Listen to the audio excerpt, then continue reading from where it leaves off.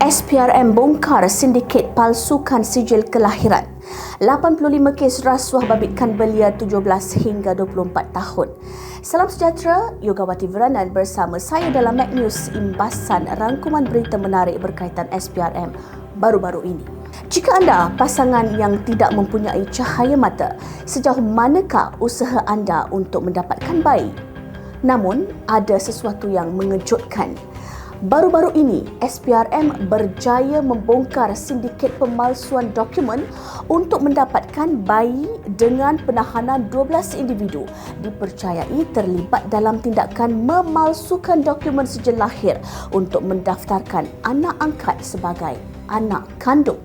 Penahanan itu membabitkan 2 pegawai agensi kerajaan, 4 doktor perubatan swasta dan 6 orang awam.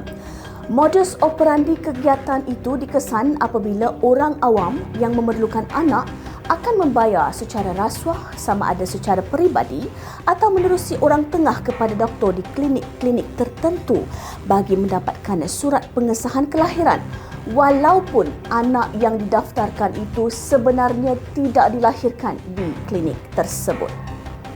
Perasuah akan tetap ambil kesempatan atas apa jua peluang yang ada. Duit zakat turut diseleweng.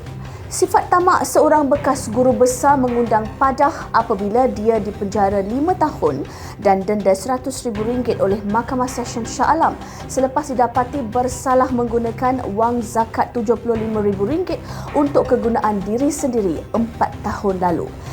Tertuduh yang ketika itu bertugas sebagai guru besar di sebuah sekolah rendah di Sungai Buloh didakwa melakukan pecah amanah secara menyalahgunakan wang sumbangan Zakat Malaysia Building Society Berhad untuk murid asnaf sempena Aidilfitri 2019. Seterusnya, seorang pengarah syarikat pembekal tenaga kerja didenda RM50,000 oleh Mahkamah Session Kuala Lumpur kerana mengemukakan dokumen palsu kepada Pertubuhan Keselamatan Sosial Perkeso bagi menuntut insentif bawah program Penjana Kerjaya 2.0 berjumlah RM31,200. Tertuduh telah menggunakan dokumen palsu atas nama perusahaan syarikat melibatkan 12 orang bukan pekerja syarikat itu.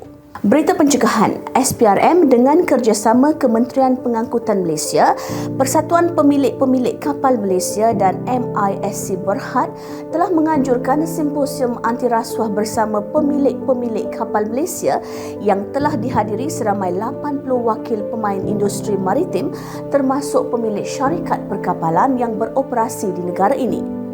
Justru, mengapa simposium ini penting kepada mereka?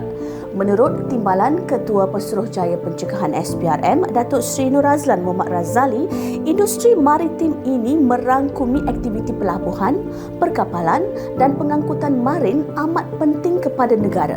Berikutan 90% daripada ekspor Malaysia adalah melalui laut dan menyumbang 40% kepada keluaran dalam negara kasar KDNK.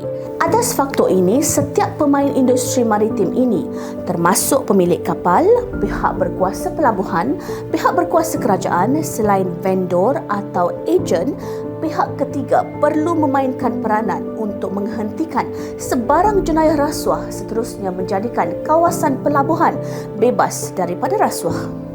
Selanjutnya, adakah anda tahu bahawa belia juga tidak terlepas daripada terbabit isu rasuah? Berdasarkan rekod, seramai 85 belia yang berusia antara 17 hingga 24 tahun antara yang dikesan terbabit dalam kes rasuah.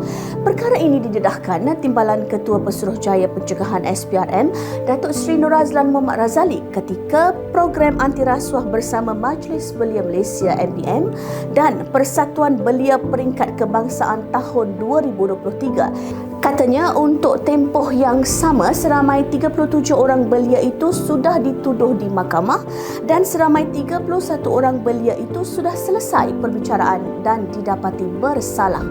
Beliau berkata golongan belia di negara ini digalakkan membantu SPRM melaporkan isu berkaitan rasuah menggunakan pelbagai platform yang disediakan SPRM.